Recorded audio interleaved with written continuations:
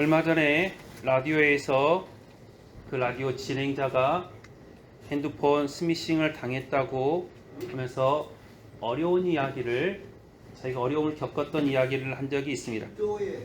부고 문자가 와서 그 사람이 누군지는 정확히는 모르지만 그래도 부고 문자가 왔으니 거기에 연결을 해서 들어갔다고 합니다. 그런데 부고 문자를 확인하는 순간, 그 링크를 여는 순간 거기에서 핸드폰을 해킹하는 프로그램이 깔리고 그 핸드폰이 이제는 좀비폰이 되어서 다른 사람이, 그 프로그램 까는 사람이 핸드폰의 모든 내용들을 보고 심지어는 은행의 일까지 다 보게 되어서 경제적으로도 피해를 봤다고 그렇게 공개적으로 라디오에서 말을 했습니다.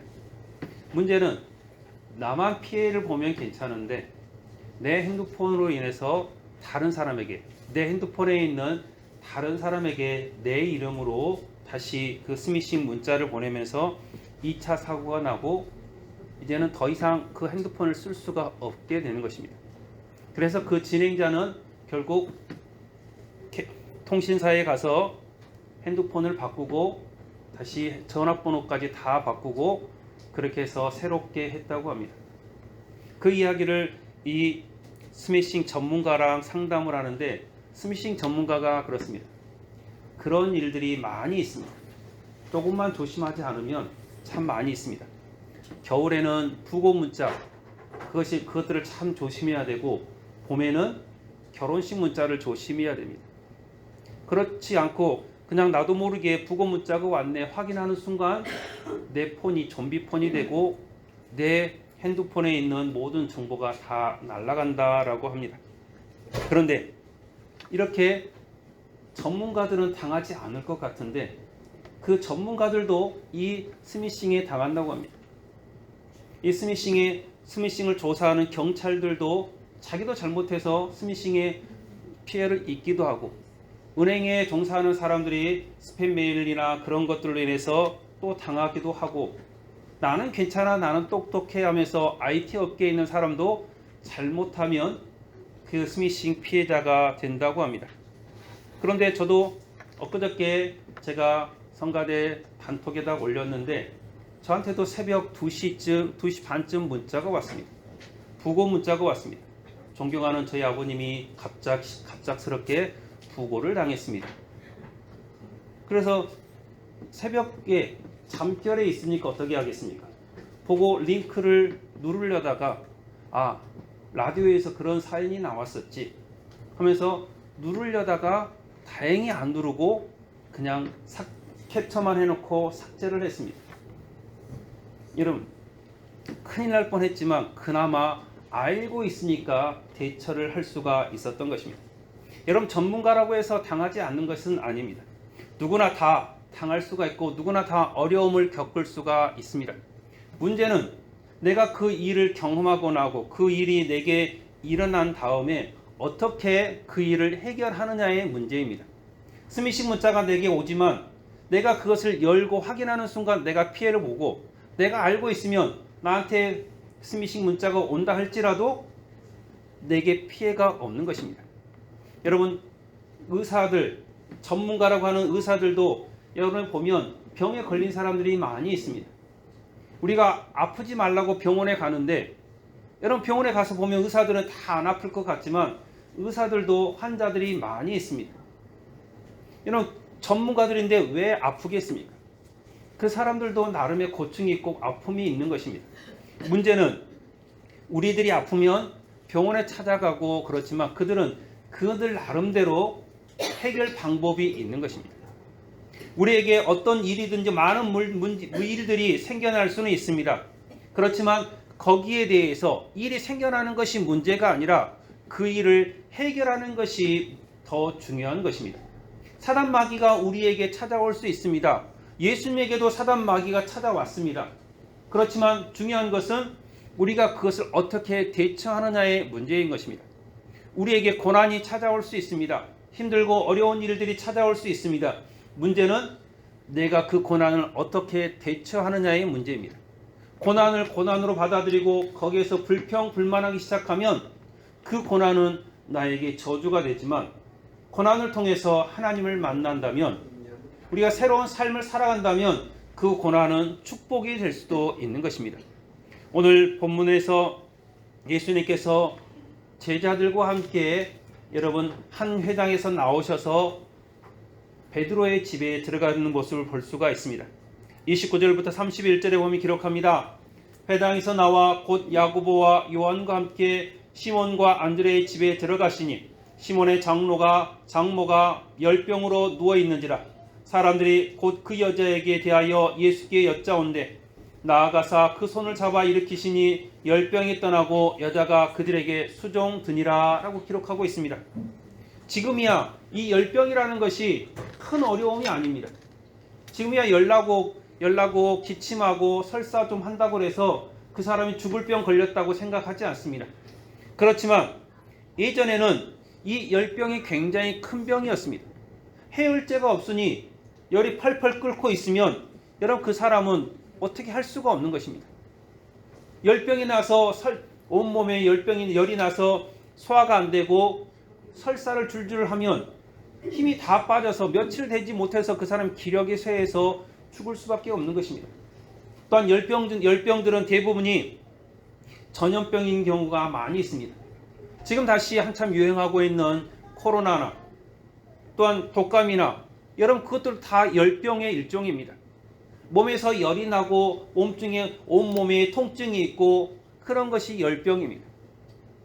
열병이 쉬운 병이 아닙니다. 그런데 지금은 어떻습니까? 지금이야 열나면 해열제 먹고 설사하면 약기가 지사제 먹고 그래서 힘이 없으면 병원에 가서 영양제 맞으면 금방 회복이 됩니다. 예전에는 그런 것들이 없었기 때문에 이 열병이 나면 저 사람은 절반은 죽고 절반은 사는 것입니다. 그만큼 어려운 병이었습니다. 그런데 예수님께서 이 베드로의 장모의 집에 가셨을 때 베드로의 장모가 그 열병에 걸렸습니다. 온몸에 열이 불덩이처럼 들끓습니다. 어떻게 할 수 있는 사람이 없습니다. 그렇지만 예수님께서 그 집에 찾아가셨고 예수님께서 그 손을 잡아 일으키시니 그가 건강하게 되었고 열이 떨어지고 몸이 회복이 되어져서 다른 사람들을 수종들 만큼 그가 건강하게 된 것을 볼 수가 있습니다.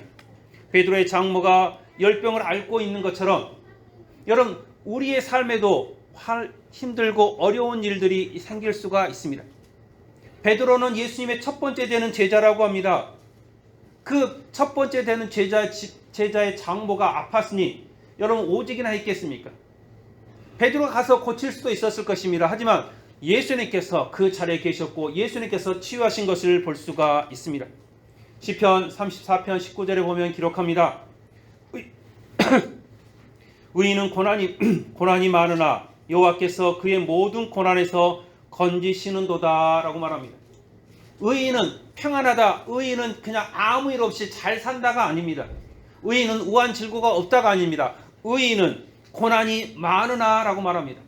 의인들은 고난이 많지만 그 고난에서 하나님께서 건져주실 줄로 믿으시기를 바랍니다. 예수님을 잘 믿는다고 해서 고난이 피해가는 거 아닙니다. 예수님 잘 믿는다고 해서 태풍이 피해가는 것 아닙니다. 예수님 잘 믿는다고 해서 여러분 우리가 세상에서 받는 그 고난이 없어지지 않습니다. 오히려 예수님 잘 믿기 때문에 다른 사람들에게 우리가 따돌림을 당하고 다른 사람들에게 오히려 피해를 보는 경우도 많이 있습니다. 여러분 우리들이 예수님 때문에 고난 받을 수 있는 것입니다. 그렇지만 의인들에게 고난이 많지만 그것을 해결해 주시는 분이 바로 여호와 하나님이심을 여러분들이 기억하시기를 바랍니다. 베드로의 장모가 열병으로 누워있을 때 예수님께서 그 자리에 가셨습니다. 베드로가 예수님께서 많은 사람들을 치유하시는 것을 보고 그 장모의 집으로 모시고 간 것입니다. 문제가 생겼지만 그 해결 방법을 예수님 안에서 찾을 수가 있었고 예수님께서 해결해 주심으로 베드로와 그 집은 기쁨을 누릴 수가 있었던 것입니다. 이렇게 베드로의 장모를 치유하신 사건이 있던 날 저녁에 사람들이 이 베드로의 장모의 집에 몰려오기 시작합니다. 예수님의 소문이 많이 나기 시작했습니다. 천국 복음을 천국 복음을 권위 있게 전하고 쉽게 전하고 또 많은 사람의 병을 치유하셨습니다. 귀신들을 쫓아내셨습니다.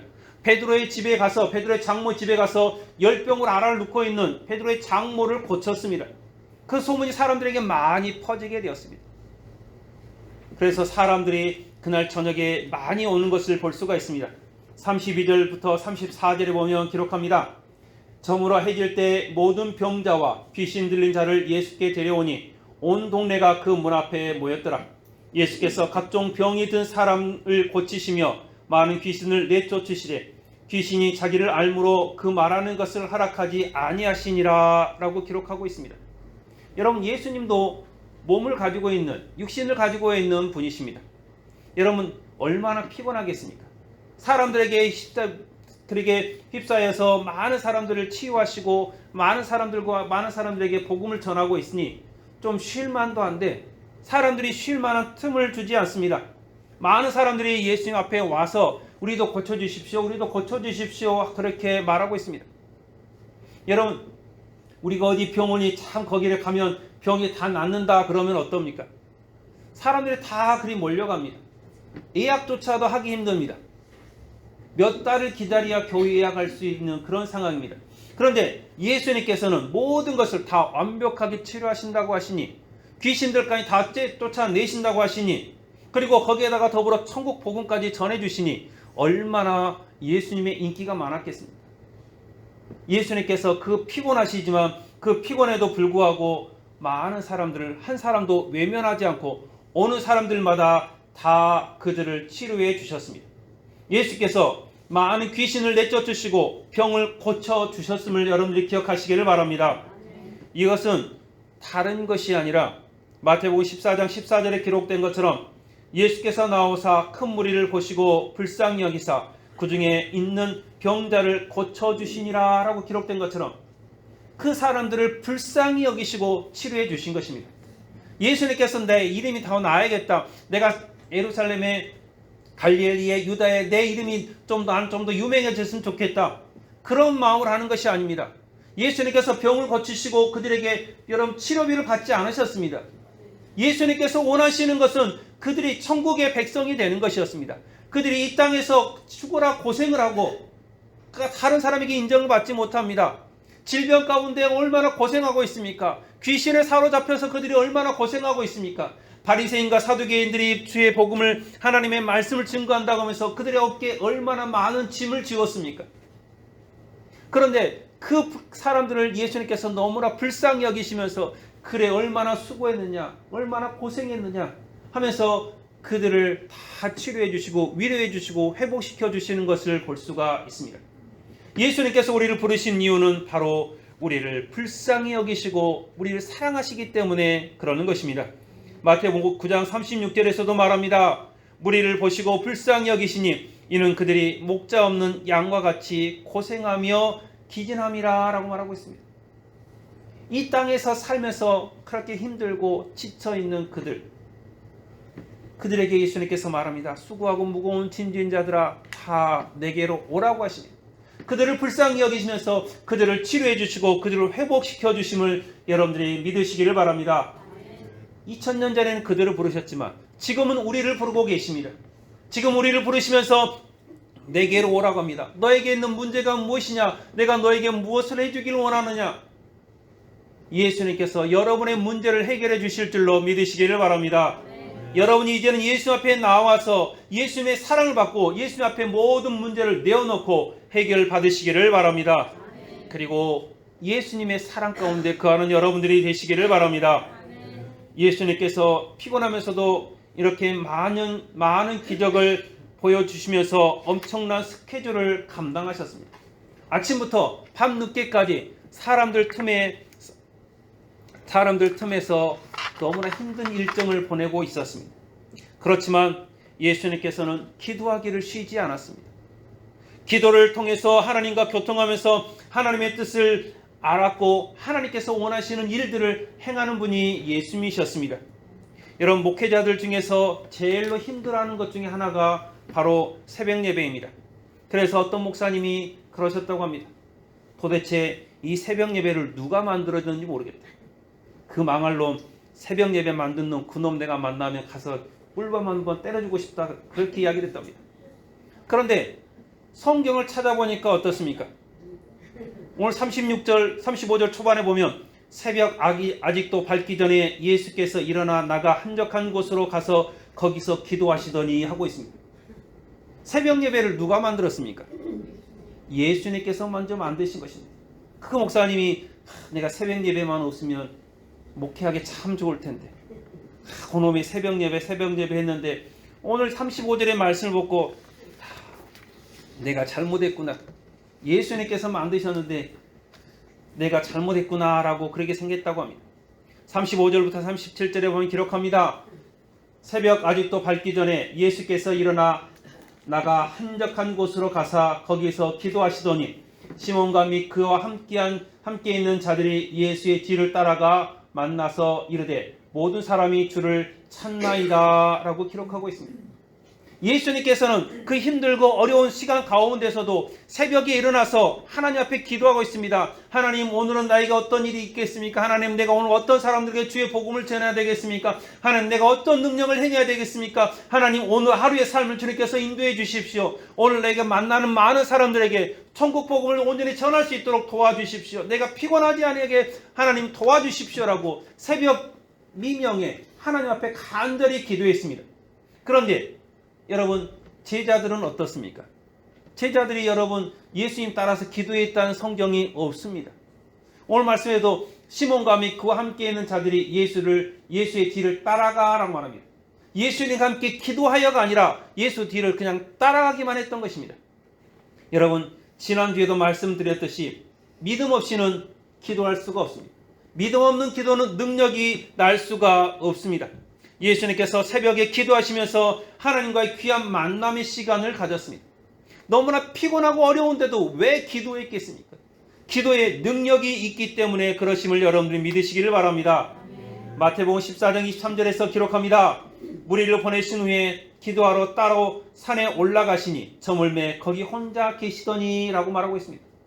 여러분, 예수님께서 마태복음 14장에서는 여러분 새벽 예배가 아니라 여러분 밤새도록 기도하고 있습니다.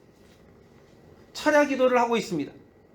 그렇게 피곤하고 힘들면서도 예수님께서는 이렇게 수시로 기도하는 것을 쉬지 않았습니다.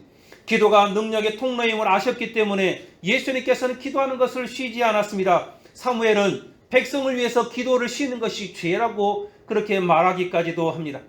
제자들이 전도하다가 저들이 귀신도 내쫓았습니다. 병든 자들도 다 고쳤습니다. 그런데 어떤 귀신 들린 한 사람을 만났습니다.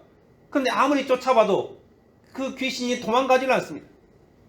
사람들이 옆에서 수군거립니다. 야, 저 제자들, 저 가짜들 아니냐. 지난번에는 내가 쫓아내는 거 봤는데 이번에는 왜 못 쫓아내냐. 그런 사람들이 수군거리니까 제자들이 그 귀신 들린 사람을 데리고 예수님 앞에 왔습니다. 예수님께 오니까 예수님께서 그 귀신을 쫓아내시고 말합니다. 제자들이 묻습니다. 예수님, 우리들은 왜 못 쫓아냈습니까? 그때 마가복음 9장 29절에서 말합니다. 이르시되 기도 외에 다른 것으로는 이런 종류가 나갈 수 없느니라 라고 말하고 있습니다. 기도의 능력이 귀신을 쫓아내는 것입니다. 기도의 능력으로 치유함을 얻을 수가 있습니다. 능력 있는 신앙생활 하고 싶다면 여러분들이 기도하시기를 바랍니다. 내가 체험을 얻는 신앙생활 하고 싶다면 하나님 앞에 기도하시기를 바랍니다. 기도가 없는 신앙은 내 입으로 여름부터 감이 떨어지기를 바라면서 그 감나무 밑에서 왔다 갔다 하는 것과 똑같습니다. 가장 어리석은 신앙이 되는 것입니다.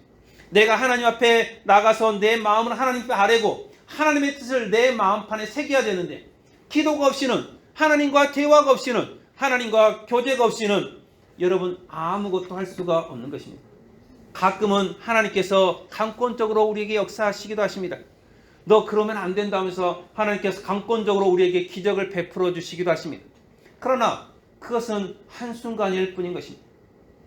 그것을 통해서 우리가 예수님을 만나고 기도 생활을 계속해서 해야 됩니다. 마태복음 26장 36절, 누가복음 22장 44절에서 이렇게 말합니다. 예수께서 제자들과 함께 겟셋마네라는 곳에 이르러 제자들에게 이르시되 내가 저기 가서 기도할 동안에 너희는 여기 앉아 있으라 하시고 예수께서 힘쓰시고 애써 더욱 간절히 기도하시니 땀이 땅에 떨어지는 핏방울같이 되더라 라고 기록하고 있습니다. 겟세마네 동산에서 이제는 날이 새면 내가 잡혀가서 골고다 언덕에 올라야 되는 그런 날입니다. 예수님께서 그래서 이제는 더 이상 그것을 너무나 감당하기 힘드니까 제자들에게 말합니다. 얘들아, 너희들도 나를 위해서 기도 좀 해주라.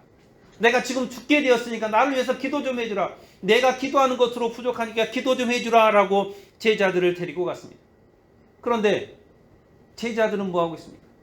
조금 떨어져 있는 상태에서 그 자리에서 예수님께서는 죽어라, 오늘 말씀처럼 땀이 땅에 떨어지는 핏방울같이 그렇게 소리를 지르면서 간절하게 기도하고 있는데 제자들은 피곤해서 한쪽에서 자고 있습니다.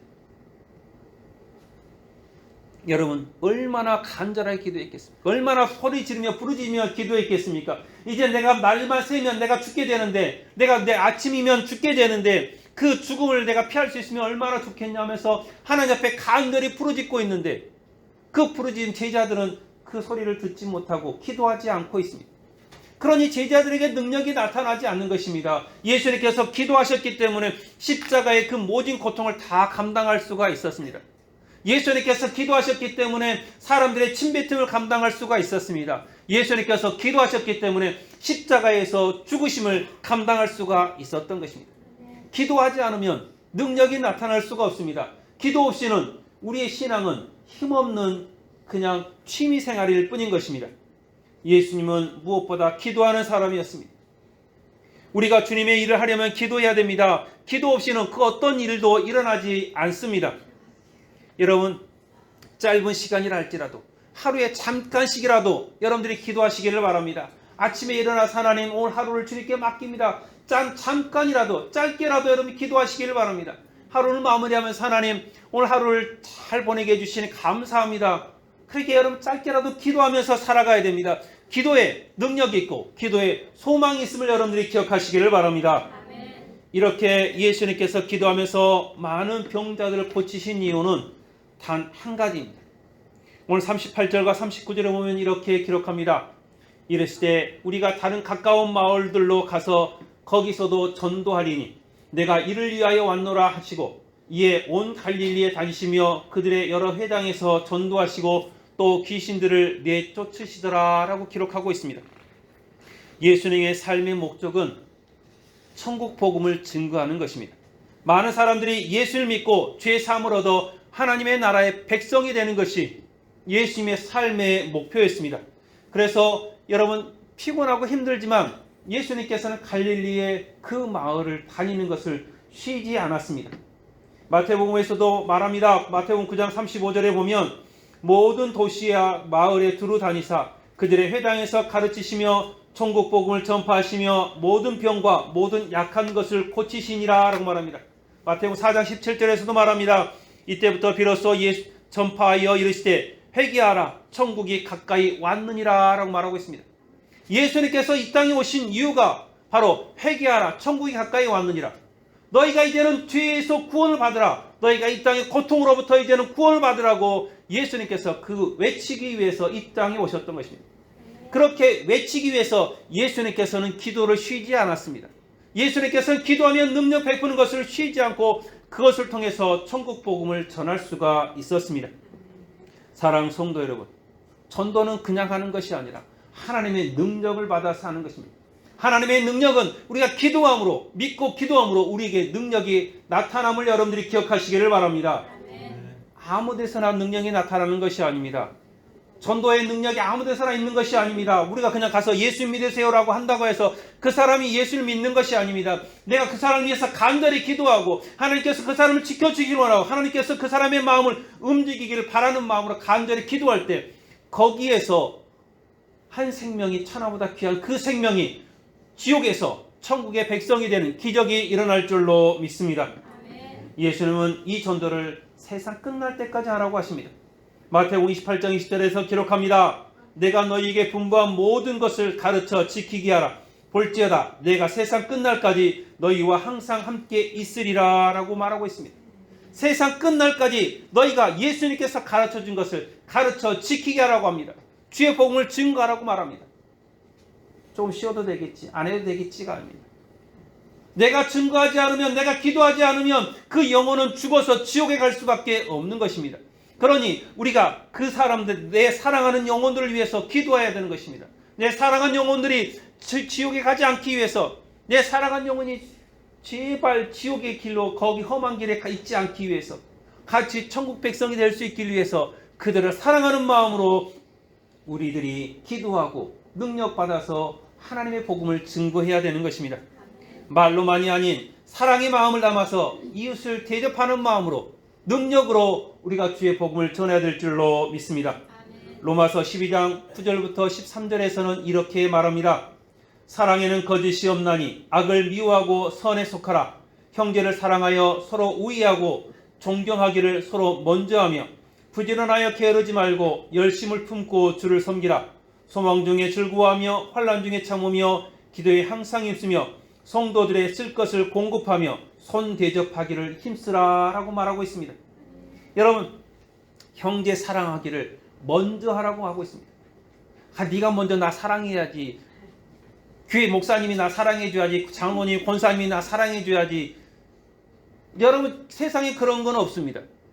내가 먼저 사랑하는 것입니다.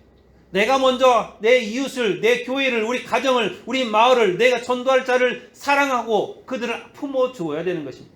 네가 나를 사랑하면 나도 너 사랑하겠다. 그것은 사랑이 될 수가 없는 것입니다.